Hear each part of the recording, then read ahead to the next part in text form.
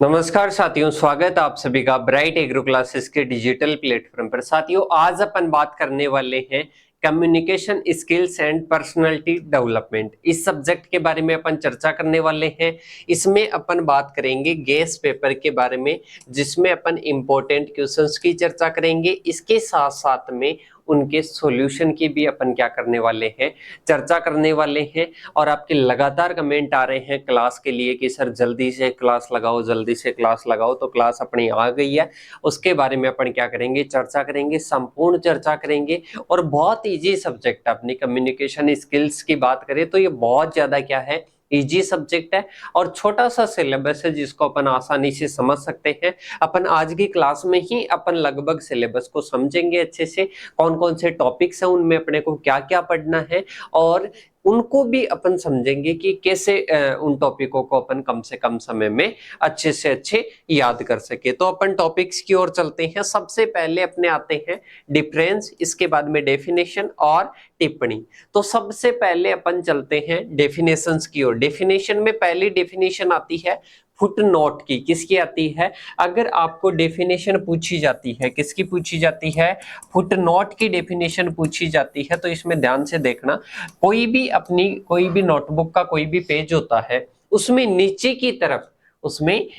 की तरफ कॉर्नर में जो एक लिखा हुआ होता है, कुछ पार्ट लिखा हुआ होता है, कुछ वर्ड्स लिखे हुए होते हैं, या कोई इंफॉर्मेशन लिखी हुई होती है नीचे की तरफ कॉर्नर में, तो उसको किस नाम से जानते हैं? उसको जानते हैं फुट नोट के नाम से जानते हैं। तो कोई भी पृष्ठ होता है, उसके नीचे की ओर, मतलब फुटनोट को पढ़ने के लिए अपने को किसी भी पृष्ठ के नीचे के कॉर्नर में देखना पड़ेगा और वहां से पढ़ना पड़ेगा। मतलब फुटनोट कहां पर लिखा जाता है? फुटनोट लिखा जाता है कोई भी अपना पृष्ठ है उसके नीचे के कॉर्नर में लिखा जाता है। इसके बाद में अपने हैं एक्सिबिशन। इसको जाना जाता है प्रदर्शनी के नाम से। किस नाम से जानते हैं साथियों? हिंदी में जानते हैं प्रदर्शनी के नाम से। जैसे अपन बात करें कोई भी, जैसे डेमोन्स्ट्रेशन का आपने नाम सुना होगा। जैसे आपने जो भी अपने जैसे एसकेएन में कोई भी मेला लगता है, कोई भी एजुकेशन का मेला, मान लो किसान मेला, मान लो किसान मेले की बात करते हैं। कोई भी किसान है, जैसे उसके मूली की खेती है और अच्छा प्रोडक्शन हो रहा है, क्वालिटी अच्छी है, तो वो उसकी क्या करेगा, उसकी स्टॉल लगाएगा और स्टॉल में क्या करेगा, प्रदर्शनी करेगा। इसको किस नाम से जानते हैं? एक्सिबिशन या प्रदर्शनी के नाम से जानते हैं। फिर अपने आता है सेमिनार। तो सेमिनार और इसके अलावा जो अपना कॉन्फ्रेंस है, इसको अंतर के माध्यम से अपन समझेंगे। तो देखो, सबसे पहले सेमिनार और कॉन्फ्रेंस क्या होता है। साथियों, सेमिनार क्या होता है इसको ध्यान से समझना। सबसे पहले सेमिनार का टारगेट होता है छोटे समूह है। क्या होता है? छोटे समूह है। मतलब आपने देखा होगा साथियों, जो कोचिंग वगैरह है, आपने देखा होगा कोई पशु परिचर के लिए सेमिनार करती है, कोई एलएससी के लिए करती है, कोई एएफओ के लिए, कोई डबलएओ के लिए, कोई एग्रीकल्चर सुपरवाइजर के लिए। वो क्या करती हैं? सेमिनार का आयोजन करते हैं। किसका आयोजन करते हैं? सेमिनार का आयोजन करते हैं। मतलब उसमें टारगेटेड जो लोग हैं, जो टारगेटेड ऑडियंस है, वो क्या रहती है, छोटे समूह रहते हैं। उनके क्या रहते हैं? छोटे समूह रहते हैं, स्मॉल ग्रुप्स रहते हैं। इसके बाद में अगर बात करें अपने, दूसरा आता है कॉन्फ्रेंसेस। क्या आता है साथियों? कॉन्फ्रेंसेस आता है। इसको ध्यान से समझना, ये क्या होता है। साथियों, आपने सुना होगा कि एसकेएन में आज कॉन्फ्रेंस मीटिंग है। इसके अलावा ये क्या होता है, इसमें विशेषज्ञ होते हैं, 2 से लेके 5 विशेषज्ञ इसमें आपस में क्या करते हैं, एक विशेष मुद्दे पर या एक विशेष टॉपिक पर क्या करते हैं, चर्चा करते हैं। और वो क्या होते हैं? विशेषज्ञ होते हैं। उस जिस भी मीटिंग, जिसके भी बारे में कोई मीटिंग कर रहे हैं, उसके प्रति वो क्या होंगे? विशेषज्ञ होंगे, स्पेशलिस्ट होंगे। तो ये क्या है? कॉन्फ्रेंसेस में और इसमें क्या अंतर है? इसमें विशेषज्ञ होते हैं जो कि क्या लेते हैं, मीटिंग लेते हैं, आपस में किसी ना किसी मुद्दे पर क्या करते हैं, चर्चा करते हैं। ये अपने सेमिनार क्या होता है? सेमिनार में छोटे छोटे समूह के क्या होते हैं, टारगेटेड लोग होते हैं, वो आपस में क्या करते हैं, चर्चा करते हैं, तो वो क्या होता है साथियों, सेमिनार होता है। इसके बाद में अपन चलते हैं आगे की ओर। आगे आता है इंडिविजुअल और ग्रुप कम्युनिकेशन मेथड। तो इसमें एक ध्यान से समझना, इसमें एक लॉन्ग क्वेश्चन है, प्रसार शिक्षण की विधियों को वर्गीकृत कीजिए और किसको समझाइए साथियों, इसमें व्यक्तिगत संपर्क विधियों को आप समझाइए। इसमें ध्यान से समझना, सबसे पहले जो अपने हैं प्रसार शिक्षण विधियां, प्रसार शिक्षण विधियां कितनी होती है, 3 होती है। कितनी होती है साथियों, 3 होती है। सबसे पहले आती है व्यक्तिगत या इंडिविजुअल। क्या होती है, पहली होती है व्यक्तिगत या इंडिविजुअल। दूसरी की बात करें तो दूसरी कौन सी आ जाएगी साथियों, दूसरी अपनी आ जाएगी ग्रुप। कौन सी आ जाएगा, ग्रुप कांटेक्ट मेथड के नाम से भी जिसको जानते हैं। और ये आता है मास कांटेक्ट मेथड या मास मेथड के नाम से देख लो, मास कांटेक्ट मेथड। इसको ध्यान से समझना। सबसे पहले प्रसार शिक्षण की विधियां क्या आ जाती है, इसमें आती है कि अपन जो प्रसार का कार्य करते हैं, एक्सटेंशन का कार्य करते हैं, उसमें कौन कौन से मेथड्स को यूज ले सकते हैं। प्रसार में क्या होता है, लोगों तक सूचनाएं पहुंचाना, लोगों तक सूचनाएं पहुंचाना। इसमें व्यक्तिगत होता है, कोई भी व्यक्तिगत पत्र लिख दिया, या किसी के पास में भी पर्सनल जाकर कांटेक्ट करके बात कर लिए, किसी से भी कांटेक्ट, पर्सनल कांटेक्ट करके कॉल पर बात कर ली। वो सारे क्या होते हैं, मतलब जाकर एक पर्सनली व्यक्ति को क्या करते हैं, टारगेट करते हैं, उसको किसी इंफॉर्मेशन के बारे में बताते हैं। वो आता है इंडिविजुअल मेथड है। ग्रुप मेथड क्या आता है, किसी भी गांव में चले गए और 10 से 20 लोगों को इकट्ठा कर लिए, उनको क्या दे दिए, इंफॉर्मेशन दे दिए किसी भी टॉपिक से रिलेटेड, तो वो क्या आ जाता है, वो अपना ग्रुप मेथड आ जाता है। इसमें मैंने मेथड बता रखे, व्यक्तिगत के भी बता रखे हैं और इसके साथ ही मैंने ग्रुप के भी अनेक बता रखे हैं। इसके बाद में आता है मास कांटेक्ट मेथड, मतलब इसमें टारगेटेड ऑडियंस बहुत ज्यादा रहती है। जैसे किसी भी पत्रिका, अखबार है दैनिक भास्कर, एक व्यक्ति के पास में जाता है नहीं, 10 व्यक्तियों के पास में, 20 के पास में, 30 के पास में, बहुत संख्या होती है, बहुत अधिक क्या होती है, संख्या होती है, उनको टारगेटेड करते हैं। तो ये मास कांटेक्ट मेथड आता है, मतलब इसमें अत्यधिक व्यक्तियों के पास में ये इंफॉर्मेशन जाती है। तो ये कौन सा आ जाता है, अत्यधिक लोगों को टारगेट करने वाला है, ये ग्रुप को टारगेट करने वाला है, पर्सनली टारगेट करने वाला। तो ये क्या है, एक्सटेंशन टीचिंग मेथड है। तो अभी अपने क्या था, ग्रुप कांटेक्ट मेथड और इंडिविजुअल मेथड, तो ये दोनों समझ गए, सही। अब ये प्रसार शिक्षण की विधियां इंपॉर्टेंट क्वेश्चन है, इसमें मैं लिख के दे सकता हूं, इसमें से एक क्वेश्चन तो पूछा ही पूछा जाएगा, इसके अलावा और भी क्वेश्चन पूछ सकता है। जैसे इंडिविजुअल मेथड और ग्रुप मेथड में आप अंतर बताइए, ग्रुप मेथड और जो मास मेथड है इसमें अंतर बताइए। तो इसकी जो विधियां हैं वो आप लिख कर आ सकते हो और अपने ऐप पर अवेलेबल है सारी, लगभग कितनी है, 9 पीडीएफ है। कितनी है, टॉपिक वाइज की बात करें तो 9 पीडीएफ है। 9 पीडीएफ में कंप्लीट चर्चा करवा रखी है, वहां पर कंप्लीट मटेरियल दे रखा है। इसके बाद में देखो आगे की ओर, आगे आता है इनकोडिंग। क्या आता है, इनकोडिंग। ये अपन कहाँ देखेंगे साथियों, ये अपन देखेंगे संचार की जो प्रोसेस है या कंपोनेंट्स है, इसमें अपन चर्चा करेंगे। किसमें, संचार की परिभाषा देख लेते हैं, इस क्वेश्चन को भी साथ ही क्लियर कर लेते हैं। संचार की या कम्युनिकेशन की डेफिनेशन क्या होती है, कम्युनिकेशन होता है 2 या 2 से अधिक लोगों के मध्य विचारों का आदान प्रदान होना। क्या है, कम्युनिकेशन या संचार है। क्या है, कम्युनिकेशन या संचार है। इसके कंपोनेंट्स की बात करें तो कंपोनेंट्स देखो, सबसे पहले क्या आता है साथियों, सेंडर। क्या आता है, सेंडर, मतलब मैसेज भेजने वाला। पहला क्या आ जाता है, सेंडर, मैसेज भेजने वाला। दूसरा क्या आता है, मैसेज, क्या मैसेज भेज रहे हो। तीसरा आता है एनकोडिंग। क्या आता है, एनकोडिंग। इसके साथ में ही चौथा क्या आता है साथियों, ये आता है आपके सोशल मीडिया या मीडिया, आप लिख लो। इसके बाद में पांचवा आता है डीकोडिंग।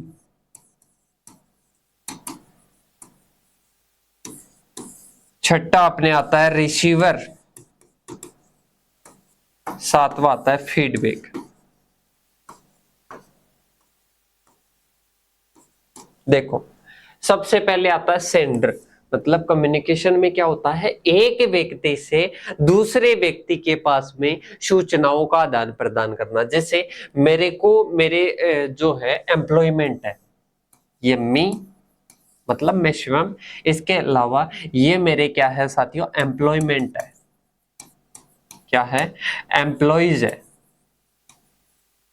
सही। इनके मध्य अपने को क्या करना है, कोई भी जो है संचार की प्रक्रिया को अपन समझेंगे। सबसे पहले मेरे दिमाग में विचार आता है कि जो टीम के मेंबर है उनको क्या देनी है, उनको छुट्टी देनी है। कल का ऐसे बताना है कि कल का ऑफ रहेगा, कल की ऐसे मान लो कल की छुट्टी रहेगी आपके लिए। तो मेरे माइंड में सबसे पहले क्या आएगा साथियों, मैं भेजने वाला आ गया। इसके बाद में मेरे माइंड में क्या आएगा, सबसे पहले मैसेज आएगा, विचार आएगा, आइडिया आएगा, आ गया। इसके बाद में इसको मैं भेजने की फॉर्म में, जैसे एप्लीकेशन में मेरे को भेजना है या किसी संकेत में भेजना है, तो उसको मैं क्या करूंगा, संकेतों में या भेजने योग्य है ना उस भाषा में उसको परिवर्तित करूंगा। मतलब एनकोडिंग कहलाता है कि किसी भी मैसेज को, किसी भी विचार को मैसेज के जो संकेत है उनमें बदलना क्या कहलाता है, एनकोडिंग। तो उसमें मैं बदलूंगा। इसके बाद में कौन से मीडिया से भेजना है, व्हाट्सएप से भेजना है, टेलीग्राम से भेजना है, इंस्टाग्राम से भेजना है, कौन से ऐप से भेजना है, वो क्या हो जाएगा, मीडिया हो जाएगा। इसके बाद में रिसीवर क्या करेगा, प्राप्त करने से पहले उसको डिकोडिंग, उसको समझेगा अपनी भाषा में और उसको क्या करेगा, रिसीव करेगा। इसके बाद में फीडबैक भेजेगा किसके पास में, सेंडर के पास में। तो ये क्या है साथियों, इसको अपन प्रोसेस भी मान सकते हैं और इसके साथ ही इसके कंपोनेंट्स भी ये हो जाएंगे। तो आई होप आप सभी को समझ में आया होगा। इसके बाद में अपन चलते हैं आगे की ओर। आगे अपने आता है वर्बल और नॉन वर्बल कम्युनिकेशन। मतलब इसको तो समझो आप कि वर्बल तो क्या होता है, मौखिक, और ये क्या है, अमौखिक। मतलब इसमें मौखिक नहीं होता है। जैसे कि मैं एक व्यक्ति से दूसरे व्यक्ति को बोलकर अगर बता रहा हूं, अगर बता रहा हूं, मौखिक रूप से कम्युनिकेशन चर्चा कर रहा हूं, तो वो क्या है, वर्बल कम्युनिकेशन। अगर मैं लिखकर उससे क्या कर रहा हूं, आपस में बातें कर रहा हूं, तो वो कौन सा आ जाता है, नॉन वर्बल कम्युनिकेशन। इसके बाद में आता है मेथड डेमोन्स्ट्रेशन और रिजल्ट डेमोन्स्ट्रेशन। ध्यान से समझना, मेथड डेमोन्स्ट्रेशन और रिजल्ट डेमोन्स्ट्रेशन। साथियों कोई भी जैसे क्या है, किस्म है, कोई भी क्या है, वेराइटी है। आपको समझ में तो आ रहा है ना साथियों। बहुत सारे जो नेगेटिव लोग हैं वो तो कमेंट करते हैं और आप कमेंट करते नहीं हो। मतलब जो नेगेटिव लोग हैं ना वो तो कमेंट करते हैं कि सर आज के पेपर में तो आपसे कुछ मिला ही नहीं, कल के पेपर में आपसे कुछ मिला ही नहीं, हमने तो कुछ देखा ही नहीं। अरे भाई फिर देख ही क्यों रहा है, यहाँ कुछ तो अपन बता रहे हैं। ऐसे तोड़ना है कि गेस पेपर ले आए और गेस पेपर की रीडिंग लगाकर और बस चले गए, ऐसा तो है नहीं। जो आपके सिलेबस में से है टॉपिक वही है। इतने अंधे तो आप भी नहीं हो कि ये सिलेबस के बाहर के टॉपिक है, और इनको अगर समझा रहे हैं तो वो अच्छी बात, ये समझ में तो आ रहे हैं, सिलेबस तो कवर हो रहा है, सही है।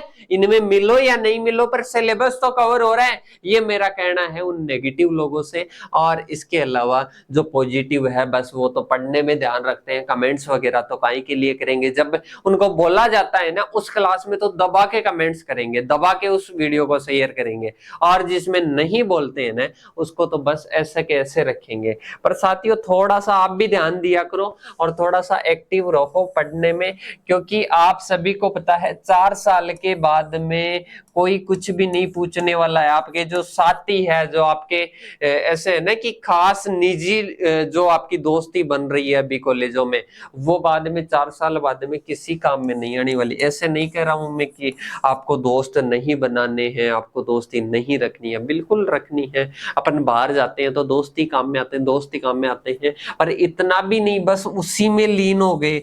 आपको और भी काम करने हैं, आगे भी बढ़ना है, क्योंकि आपका पर कुछ स्टूडेंट्स उस टारगेट को भूल जाते हैं कि आगे अपने को क्या करना है। और इसके साथ ही मैंने आपको बताया था कि अब ये एग्जाम लग जाए ना तो एक संन्यास ले लेना कि मेरे को एग्जाम के पास में तो ओनली पहले से सब कुछ पढ़ना है, एग्जाम के पास में ओनली मेरे को क्या करना है, रिवीजन करना है। अगर ये संन्यास आपने ले लिया ना तो बिल्कुल आप कुछ ना कुछ कर जाओगे आगे पीएचडी के बाद में। जो अभी है ना आपके पास में, और आप बोलते हो ना कि सर हमारे पास में तो जो है जॉब की वैकेंसी नहीं है, वैकेंसीज ही नहीं आती है, एग्रीकल्चर में तो कोई फ्यूचर ही नहीं है। पर आप सभी को पता है कि कितना फ्यूचर है। आप सभी को पता है जो न्यू कॉलेज है ना उनमें फैकल्टी जो गेस्ट फैकल्टी के रूप में बुला रहे हैं ना, विज्ञापन निकाल रहे हैं, उनके लिए गेस्ट फैकल्टी नहीं है, उनके लिए गेस्ट फैकल्टी नहीं है, गेस्ट फैकल्टी भी नहीं आ रही। क्यों नहीं आ रही? किसी का नेट क्लियर नहीं है, किसी की एमएससी नहीं है, कोई क्या नहीं है, कोई क्या नहीं है। तो ये क्या है साथियों? और जो तो कितने दे रहे हैं, 45,000 रुपए, और महीने में 3 दिन ही 7 दिन में 3 दिन ही पढ़ाना पड़ता है। कम है क्या?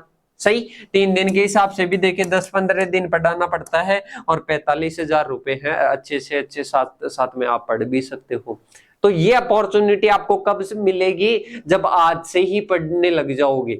सही, आज से ही आपका बेस क्लियर होगा और बाद में सोचोगे ना कि मेरे को तो ये करना है वो करना है। अरे बेस तो नींव तो आपने बनाई। जैसे अपन बात करें कि कोई भी मकान अपन बना रहे हैं, उसकी नींव तो अपन ने कच्ची रख दी, उसकी नींव तो अपन ने क्या रख दी, कच्ची रख दी, और ये फर्स्ट मंजिल बन गया। अब सोच रहा है कि अब मेरे को क्या करना है, इसको 10 मंजिल चढ़ानी है, इसको क्या करनी है, 10 मंजिल बनानी है, फिर मेरे किराया अच्छा आएगा। अरे पहले सोचता तो ये नींव मजबूत हो जाती, फिर तू चाहे 10 चढ़ाता, चाहे 20 चढ़ाता, चाहे 50 चढ़ाता, वो आराम से मंजिल हो जाती, मंजिल बना सकता था। पर आपने क्या कर दी, नींव ही कमजोर रख दी। तो ये नींव कमजोर नहीं रखनी है। बिड़ाने वाले और आपको आपस में भ्रमित करने वाले बहुत सारे लोग मिलेंगे। एग्रीकल्चर सुपरवाइजर में लग जाओ, पशु परिचर की तैयारी कर लो। अरे ये तैयारी तो 12वीं पास भी कर सकते थे। जब आपने 4 साल खराब की है, 4 साल कहीं बाहर जाकर आप पैसे लगा रहे हो, अपने 4 साल कितना कीमती टाइम होता है, उस कीमती टाइम को आप लगा रहे हो, तो उसके बदले कुछ तो आप करोगे। या फिर इन 4 साल में आप ओनली एग्रीकल्चर सुपरवाइजर के लगे रहोगे? अरे साथियों, इन 4 साल में आपके पास में ऐसा है कि माइंड को अगर एक जगह फोकस करके एक चीज पर अगर कार्य करते हो ना, तो ऐसी 100 एग्जाम में आपको बता सकता हूं, बीएससी एग्रीकल्चर के बाद में प्राइवेट और जो अपने एग्रीकल्चर गवर्नमेंट सेक्टर में ऐसी 100 एग्जाम आपको मिल जाएगी, उनको आप क्लियर कर सकते हो, बिल्कुल कर सकते हो। पर ये कब होगा? जब आज से ही अच्छे से लगेंगे। और ऐसी नहीं है कि आप ओनली जैसे कोई एग्जाम के लिए मेहनत कर रहा है ना, उसको बहुत ही ज्यादा लीन होना पड़ रहा है। 7 से 8 घंटे पढ़ना जरूरी है। सही है। अब बहुत सारे आपको बोल देंगे, कोचिंग वाले बोल देंगे कि आप तो इसकी तैयारी को करो, उसकी तैयारी करो। सबकी सुनो, करो मन की। मतलब आपको सुननी सबकी है। ऐसे नहीं कि कोई सुपरवाइजर बता रहा है सुपरवाइजर में लग गया, पर सुपरवाइजर बता रहा है पर सुपरवाइजर में लग गया। आपका ये जो अभी का टाइम है ना, ये यूज जाना चाहिए। मतलब प्री पीजी, एएफओ की सैलरी आप सुनोगे, एक बार पूछना एएफओ की सैलरी कितनी होती है। और कंपटीशन है न की बराबर है। कितनी जाती है? माइनस में कट ऑफ जाती है बहुत बार। तो माइनस में क्यों जाती है? यही अपने भाई एग्रीकल्चर वाले हैं। सही, जो अपने प्री है ना, प्री की माइनस में चली जाती है कभी कभी तो कट ऑफ। सही है। आधे साथी तो जानते ही नहीं है, बीएससी पास आउट हो जाते हैं, एग्रीकल्चर सुपरवाइजर के बारे में जानते हैं, वो 9th क्लास से जानते हैं और उसके बाद में वो ही जानने रखते हैं। उसके अलावा वो दूसरी चीज तो जानने की कोशिश करेंगे नहीं। इसमें तो क्या है, कंपटीशन है, बहुत बड़े बड़े लोग आएंगे इसमें, तो आईपीएस ऑफिसर आएंगे इसमें तो एग्जाम देने के लिए। ऐसा नहीं होता है। अगर अपने माइंड को अपन सही ढंग से वर्क करवा के अभी से अपन मेहनत करें तो आराम से लग सकते हैं, और कम से कम टाइम में मेहनत करके। पर स्टूडेंट्स तो जैसे मैंने एक क्विज डाली थी आपको पता हो तो, कि आपको जो है एएफओ की तैयारी, प्री पीजी की तैयारी, डबलएओ की तैयारी क्या अभी से करनी है या आपको बाद में करनी है, मतलब बाद में सोचेंगे बीएससी एग्रीकल्चर के बाद में। तो ऐसे कम से कम 30% स्टूडेंट ऐसे थे कि बाद में सोचेंगे, हम तो बीएससी एग्रीकल्चर हो जाए एक बार उसके बाद में सोचेंगे। अरे बाद में सोचने के लिए क्या बचेगा, बाद में कुछ नहीं बचने वाला है। अभी से अगर सोच कर मेहनत करके चलोगे ना तब तो कुछ मिल जाएगा, और नहीं सोच कर चलोगे तो नहीं मिलने वाला है। तो थोड़ा सा एक बार माइंड लगाना इसमें। मेथड डेमोन्स्ट्रेशन और रिजल्ट डेमोन्स्ट्रेशन को अपन तो समझे नहीं और अब समझते हैं इसको, तो थोड़ा सा आप ध्यान रखना, थोड़ा सा इसको एनालिसिस किया करो। ऐसे नहीं है कि मैं बार बार इन चीजों को आपको बताता हूं तो आप इनको ओनली इग्नोर करते हो, ये आपके लिए ही है। ऐसा मान लो कि आपको कुछ ना कुछ करना चाहिए इस टाइम में, इस एज में अगर आप टाइम पास कर रहे हो ना तो वो आपकी सबसे बड़ी मूर्खता है। और न मानो तो अपने घर वालों को आप आइडल मानते हो, चलो हमारे को तो आप कुछ भी नहीं मानो, हम तो भ्रमित करने के लिए बोल रहे होंगे, कैसे बोल रहे होंगे, पर आपको घर वालों को आप पूछा करो, जो ये यहाँ पर अगर बातें बताते हैं ना उनको पूछा करो कि ये जो एज है अगर इसमें इसी में करना होता है क्या, बाद में नहीं होता है क्या। एनर्जी जो इस एज में रहती है, इस एज में जो आपकी वर्क करने की क्षमता है ना वो बाद में कभी भी नहीं रहेगी। और इसकी चर्चा अपन बाद में करेंगे किसी अन्य वीडियो में। तो अभी तो आपकी एग्जाम आने वाली है कल, और आज की वीडियो आई भी लेट है, इसलिए अपन चलते हैं आगे की ओर। मेथड डेमोन्स्ट्रेशन और एक क्या आता है, रिजल्ट डेमोन्स्ट्रेशन। क्या आता है, रिजल्ट डेमोन्स्ट्रेशन। ये कोई भी आपकी किस्म है, किसकी, बाजरे की किस्म है, किसकी है, बाजरे की किस्म है। कोई भी एक्सटेंशन एजेंट आएगा, एक्सटेंशन एजेंट क्या करता है, एक तो मेथड डेमोन्स्ट्रेशन मतलब बाजरे की बुआई किस प्रकार से करते हैं, सही, इसके साथ में ही उसमें उर्वरक किस प्रकार से देते हैं, मतलब उसकी विधि बताएंगे।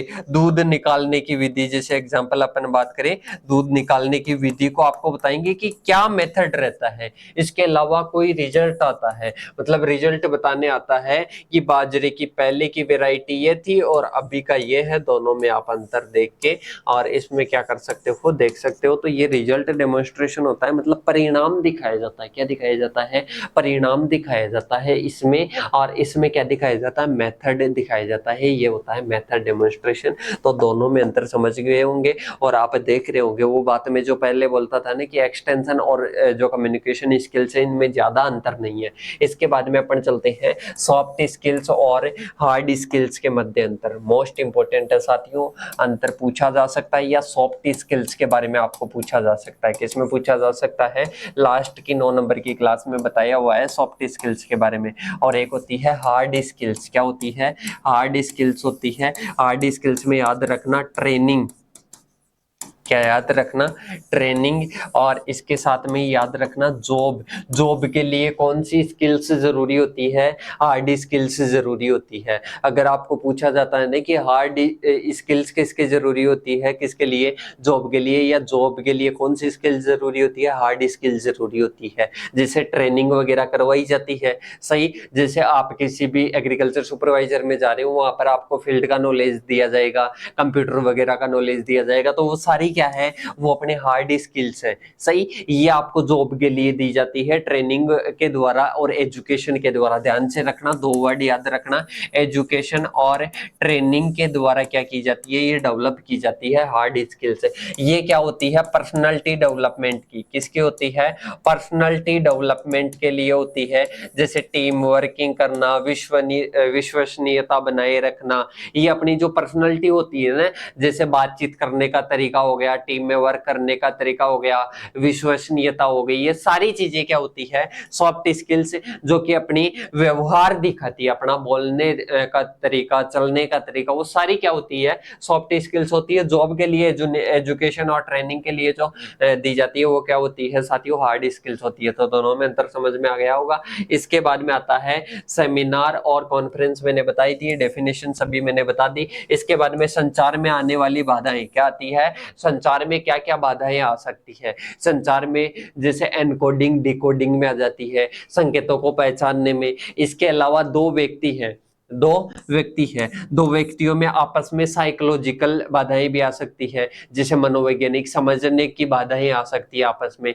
कि उसके विचार उसको समझ में नहीं आ रहे, उसके विचार उसको समझ में नहीं आ रहे। जैसे होता है ना, कभी कभी कुछ लोग होते हैं उनमें आपस में झगड़ा हो जाता है, वो किसके कारण होता है, वो उनमें साइकोलॉजिकल डिफरेंस होता है, सही। तो वो कम्युनिकेशन क्या होती है, बाधाएं होती है। पर्सनल भी आ सकती है, इसमें पर्सनल बेरीज आते हैं, मतलब 4-5 मैंने इसकी बाधाएं बताई थी, वो बाधाएं आपको लिखनी है। इसके बाद में कंपोनेंट्स मैंने बताई दिए, और प्रिंसिपल्स ऑफ कम्युनिकेशन और फंक्शन ऑफ कम्युनिकेशन आपको याद रखने हैं, और प्रोसेस क्या रहती है कम्युनिकेशन की, वो आपको याद रखनी है। इसके बाद में प्रसार शिक्षण की विधियों के बारे में मैंने बता दिया। इसके बाद में ओरल प्रेजेंटेशन, मतलब जो मौखिक प्रेजेंटेशन की जो स्किल्स है, मतलब अगर मैं आपको ओरल प्रेजेंटेशन दे रहा हूं, मतलब बोलकर आपको बता रहा हूं, उसके लिए कौन कौन सी स्किल्स, मतलब जो ओरल स्किल्स है, ओरल प्रेजेंटेशन की जो स्किल्स है ये क्या है, और इसके टाइम मतलब ओरल प्रेजेंटेशन देते समय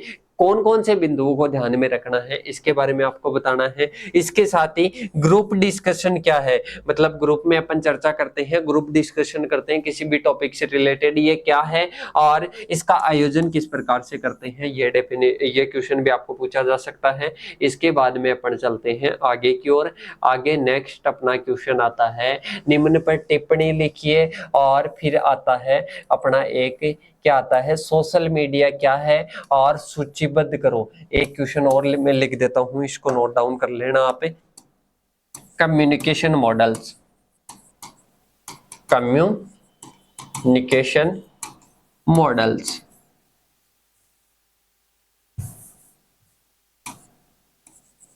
मॉडल्स मतलब अरस्तु का मॉडल आपने देखा होगा। अरस्तु का मॉडल होता है कि सबसे पहले सेंडर होता है, इसके बाद में मैसेज होता है, इसके बाद में एनकोडिंग होता है, डिकोडिंग होता है। ये इस प्रकार से जो मॉडल बनाते हैं ना, कि कौन कौन सी प्रोसेस रहती है, तो सभी अलग अलग वैज्ञानिक का अलग अलग मॉडल दिया हुआ है, तो 2-3 मॉडल आपको याद रखने हैं। अरस्तु का मोस्ट इंपोर्टेंट आपको याद रखना है। इसके बाद में अपना आता है नेक्स्ट, निम्न पर टिप्पणी लिखिए। बिब्लियोग्राफी, बिब्लियोग्राफी का मतलब होता है ग्रंथ सूची।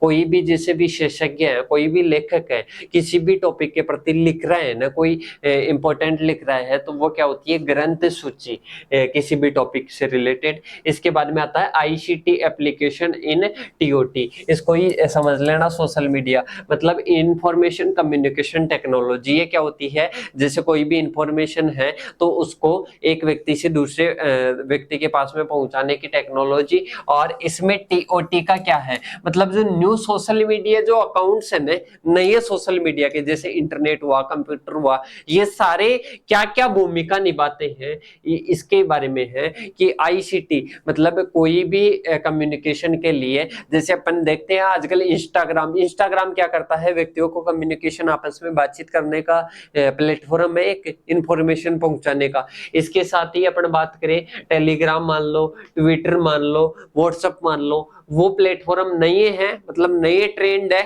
किसमें, सोशल मीडिया में, तो वो है। इसके बाद में परसिस्ट राइटिंग, इसमें क्या होता है साथियों, कोई भी जैसे आपको बड़ा कोई भी टॉपिक है उसको अपन समराइज करते हैं, उसको अपन छोटा लिखते हैं, उसको बोलते हैं परसिस्ट राइटिंग। इसके बाद में आता है सोशल मीडिया क्या है, सोशल मीडिया के कौन कौन से अकाउंट्स हैं उनको सूचीबद्ध करना है। और इसके साथ ही कृषि प्रचार में ये किस प्रकार से भूमिका निभा रहे कंप्यूटर वगैरह, इसके अलावा सोशल मीडिया जो एप्स है वो क्या भूमिका निभाते हैं, उनके बारे में आपको बताना है। आई होप आपको 9 पीडीएफ है उसमें अपने सीएसपी वाले में, तो वो आराम से आप देखना। इसके अलावा कोई भी इश्यू आता है तो वो आप पूछ सकते हो। इसके साथ ही साथियों, अपने सभी साथियों को इस वीडियो को ज्यादा से ज्यादा शेयर करना है।